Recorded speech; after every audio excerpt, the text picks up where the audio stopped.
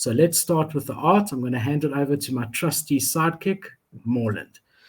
All right, yeah. So art and the artist that is creating the pieces. So that plays a huge role in why you're buying the NFT, right? Like your first impression of the physical image that you're purchasing, you need to like it. It needs to resonate with you in some way. And also, you want to consider potentially who the artist is. Maybe your favorite artist is putting an NFT out and you want to have that piece. Or you've never heard of the artist, but you do a quick Google search and you see, hey, look, they're heavy in the space, they're famous. Like this NFT could take off. Maybe I want to try and do a little bit more diving into see who this artist is and what their other work was. So it's important to know who the artist is, but also make sure that you like the art. At the end of the day, if you're not flipping these things, they're going to be on your wall or on your computer screen or whatever at the end of the day. Exactly. Yeah, Philip's got his on the wall. So you have to actually like the artwork. Um, but there's more to the artwork as well. Uh, we've seen over the past little while, we've seen trends of what kind of artwork people like to buy, and it all sort of started with the Bored Ape Yacht Clubs. We saw this huge spike in popularity of cartoon animals, right? So I'm just going to share my screen quickly. Bored Ape Yacht Club, the OG, we all know it. This came out and took the NFT world by storm. And then every project was trying to recreate the cartoon animal feature. So we have another one, actually a very successful project, Lazy Lions, one of Philip's favorites. So you can see is similar cartoon lions. So there's been wolves, foxes, all kinds of things with this whole cartoon animal theme. And then you've also got your sort of cute, cartoony artwork as well.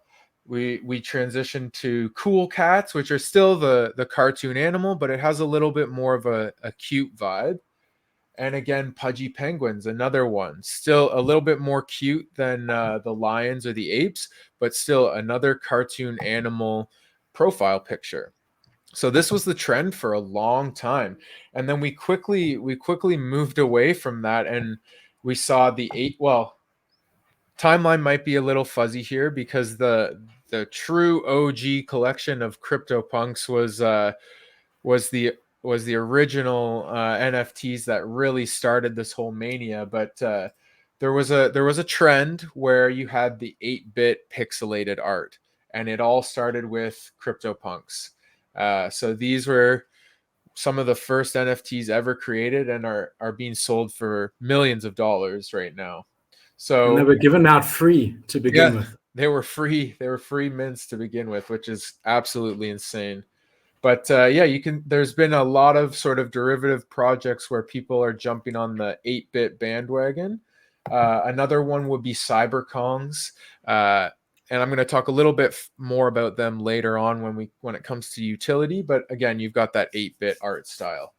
When we finished with that trend, we sort of moved into an anime sort of comic book style where you had this really interesting side profile image, and it was heavily inspired by Japanese anime and Japanese pop culture. So On One Force was one that had that, and then we saw shortly after that we saw the Sevens, another sort of anime comic book themed artwork, again with the side profile. So this was a hot trend for a while.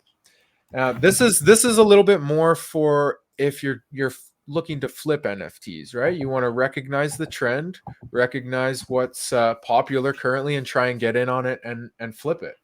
And then finally, currently, I think the current trend, besides specifically gaming and metaverse, is high quality 3D renders.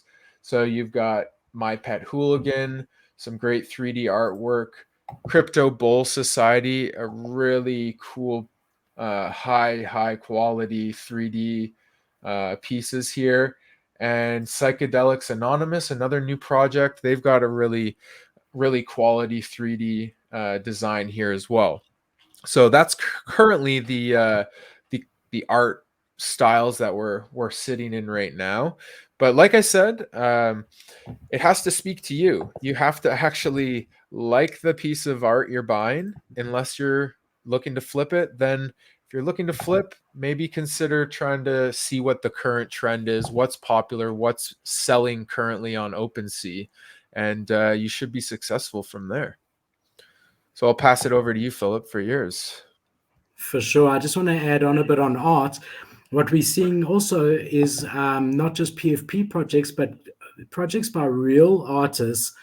I mean, if you look at this is Galaxy Eggs, where really and truly it doesn't matter the utility. You just want to hang that on your wall. I mean, let me make any of them bigger, but the detail in these is just absolutely incredible. Yeah. Just make it bigger here. Yeah, I did sort of mention specifically profile picture projects. There's plenty of other NFTs out there, like Philip's currently showing. You've just got to like the art. If it's cool and you want to hang it on your wall, maybe it's worth the buy. Yeah, so I mean, you look at that, that's really incredible to me. Um, Let me have a look here. Another one that's amazing is hash masks. So, I mean, even the Fidenzas recently, the big art project out there is art blocks and Fidenzas. And those people really just buy for the art. You know, there is no utility, there is no roadmap. For the most part, you literally buy it, you get it printed and framed, and you put it on your wall. But you own it forever. And the chain of custody of the art is proven on the blockchain. So there's Hashmas, which is also one of the ones with the highest owner count. And then he has another one, which is oil paintings. And again, you'd literally be buying it just for the art side. So I just wanted to touch on that.